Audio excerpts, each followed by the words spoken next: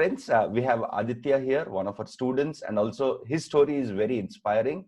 Again, I'll let you know why it's very inspiring, especially if you are a young student who's trying to get into a career in machine learning via internships or full-time roles.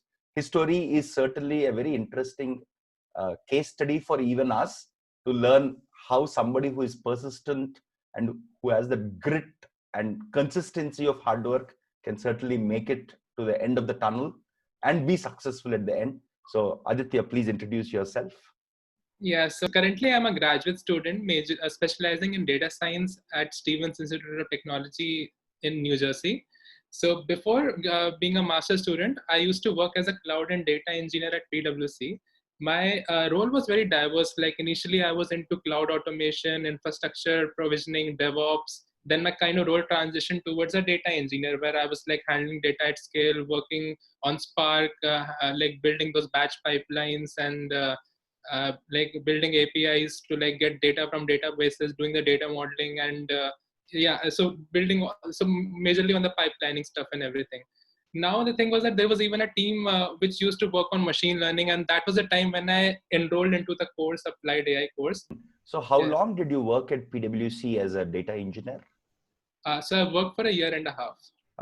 In India or in the US? In India. Okay, so you worked for about a year and a half, and that's where, because you had a sister team that was working on machine learning and data science, you thought Yes. this is something that is interesting and you want to start pursuing it. Yes. So that time, what was happening was that so it was a whole time series data, and then so like we have logs, so we have CPU utilization, and then we had to predict spikes which might come in the last five minute span. So that time, like there were some people using BERT, LSTM, but that was like fully like a black box to me. I didn't know anything about it. But see, that thing was interesting. And then one of my friend told me at the Applied AI course, and when I saw the content, I was like, okay, fine. I mean, if I will be consistent, I can do this. And then I started to like work on it.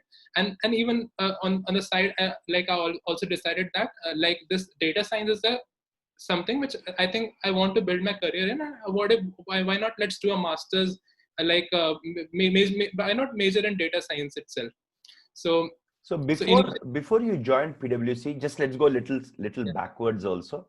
So before you joined PwC, did you have what undergraduate degree do you have in computer science or something else? Yes. So I done my bachelor's in computer science from VIT Vellore. At PwC, you started seeing your data science and other teams, and you said, okay, this is something that looks very interesting, and I want to get Very into it. interesting, right. So that's why I like decided, okay, I now want to do a master's in data science, and why not build my skills in data science, and and let's give it a shot. I mean, why not? So I mean, initially, the thing was that before coming to US for my masters, I was doing the Applied AI course. I did it for like 2 months. In terms of your revision, how would you exactly revise? Would you just go through your notes, or were you also trying to write it down on a piece of paper and trying to derive things on your own using the Feynman's technique? Um, so What worked what for you? like the thing which worked for me was to go through the course notes, Okay. because if I like revise the next day, then things are kind of fresh in my head. Okay. So Okay. yeah, So and the you would thing, write the notes from the videos and then revise it on a regular basis. yes, and the implementation part for all the concepts, that was a thing which like the things which I like did in my assignments are the things which I still remember right now. So that's how. Yes, without doubt. I mean, because you've put in that effort, you've written that code line by line and got Yes. stuck, debugged it. So yes, assignments are the best way to recollect and remember concepts for the long term. Yes, and the thing was that I was so short on time, and like my target was to do one assignment in one day. Otherwise, I couldn't have like completed. So I mean, there were times when it used to take like 8 to 10 hours for one assignment. Yeah. That. So the expectation is not to finish one assignment a day. That's a very hectic schedule. We Yes. expect people to do at least one assignment or two. I mean, some assignments are easy, but even the hardest assignment can be finished in 1 week. And if you go in the flow, right, it feels like the flow. Otherwise, it all Yeah. feels piled up.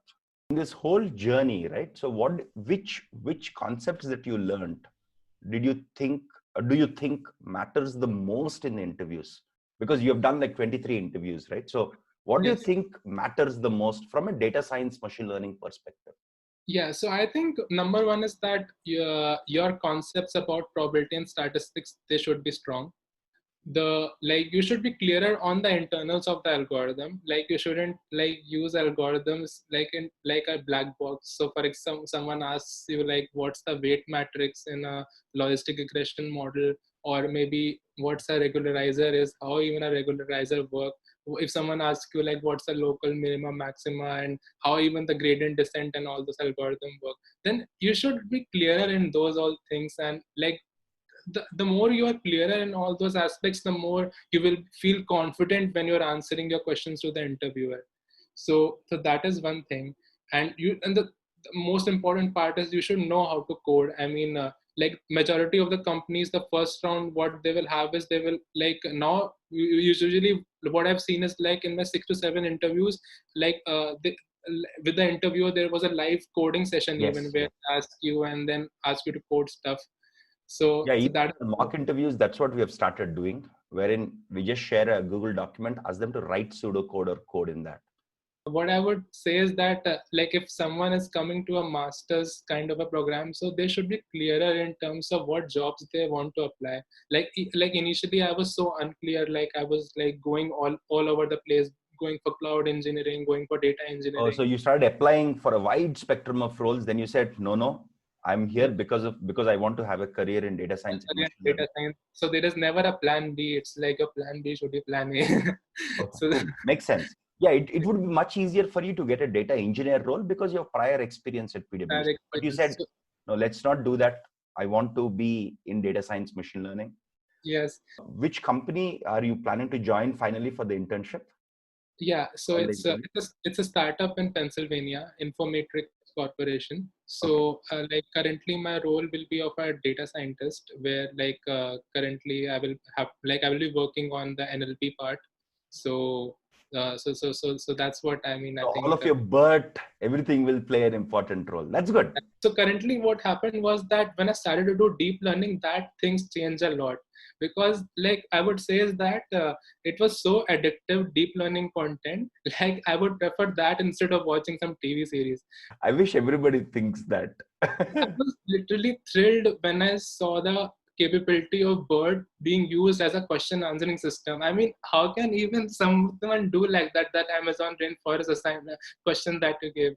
So I mean, No, like the whole. we wanted to introduce students to some of these advanced techniques because they're also very inspiring. Like you can say, Yes. wow, I can build a Q&A system tomorrow by Yeah. pre-training it on something, and it's readily available as long as Yeah. you understand the internals. As long as I understand the internals. So yeah, I mean, then my whole aim since the last 2 months was that I want to write my blog on Medium. So I think now, I think my 17 assignments are done, and like Yes. I think 4 assignments more are left, and after that, I think it's the self case study and the blog part. And We'll also yes, start doing the mock interviews, the right, preparation part, all of that. Your persistence is very important, and I'm very happy that you're enjoying the deep learning part.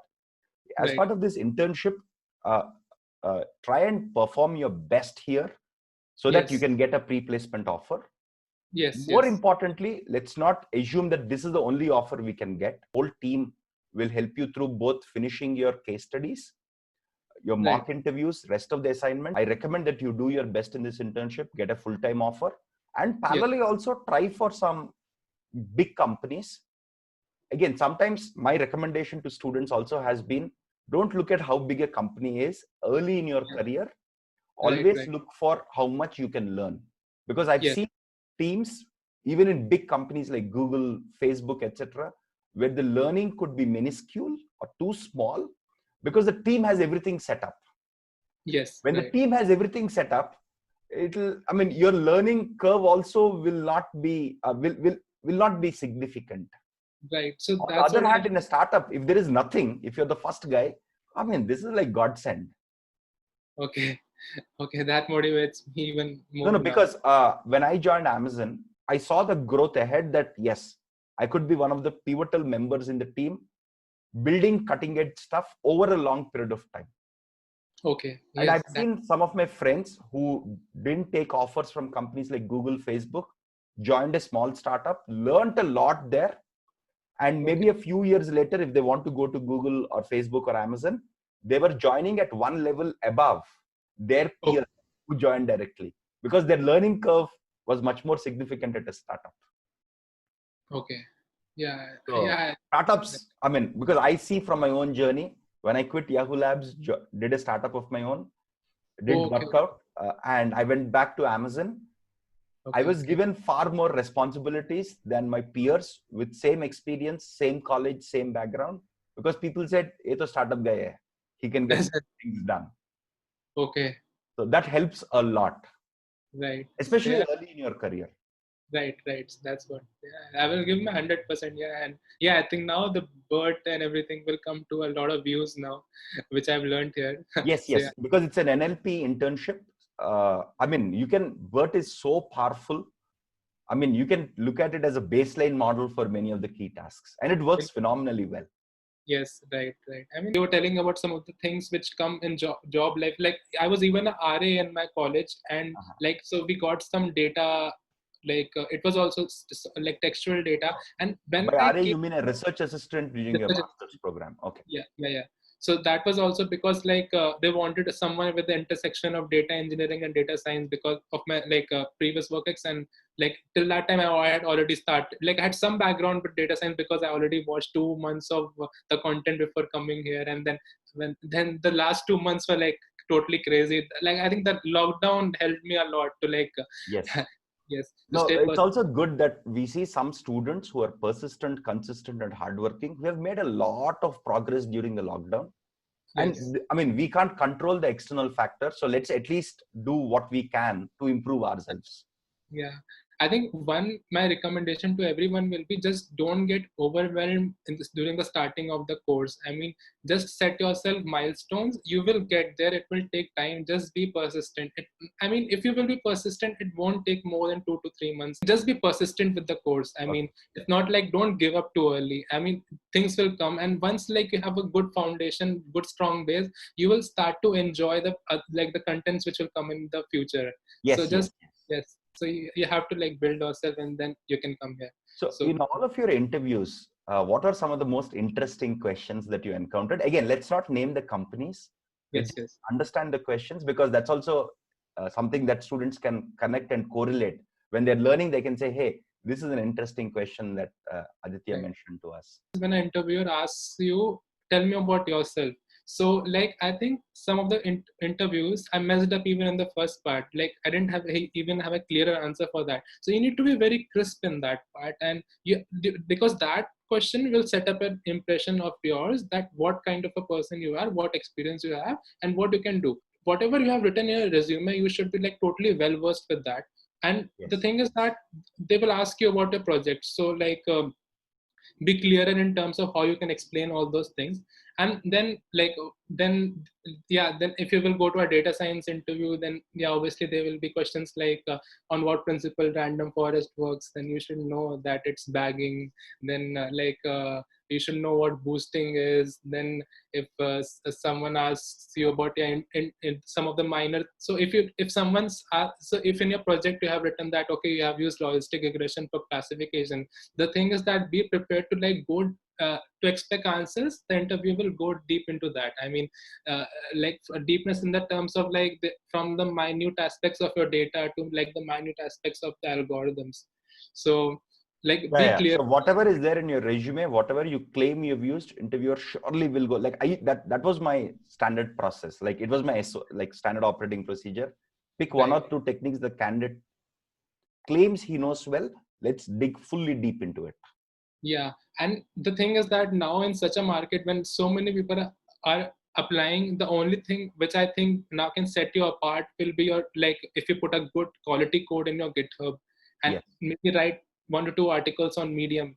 So like my suggestion will be that if someone can do that, then probably that's like the brownie points one can add to their profile. Yeah, I believe you are doing it even before our case study started, right? So that's good. But anyway, we'll improve that as we progress, because we'll help you through at least 2 end-to-end case studies. Yeah, I think that's the motivation now to like do everything and to start with the case studies. And and apart from that, be prepared to like explain a full data science life cycle, like how your data comes, and then how you like process it, and then how do you feed into an algorithm, then what type of metrics you will use for particular scenarios, and like you should know, like, so the thing is that whatever questions like are there after each and every section, and whatever questions are like a part of the live sessions, which are like live interactive interviews, which even I think you took. Yes. So I think nothing can be like nothing in terms of questions can be apart from those questions, because we have like super set of everything. So, oh yeah, we have questions at the end of every chapter. We call them revision questions or interview questions. Yeah. So if you prepare those and what we covered in the interview questions, they're like superset. Is that what you're saying? Yeah, that's a superset, because I never came across a question in terms of machine learning and data science. Like apart from that, and even like there was some live sessions on Spark. So yes. I mean, if you can like do on those things, so I think now like if you know some knowledge about the productionization and deployments. Yes. So I mean, that's like even more brownie points that you can have. So and we have like, focused a lot recently on productionization, coding, deployment, end-to-end deployment, and things. End-to-end deployment pipelines. Because we see that students who know that, their chances of success are significantly higher. So we have done literally like almost 20 hours of new content just on productionization, end-to-end deployment type of stuff. Let's stay in touch. Again, let's target to crack a top-notch product-based company by the time you finish the course and your masters. Yes.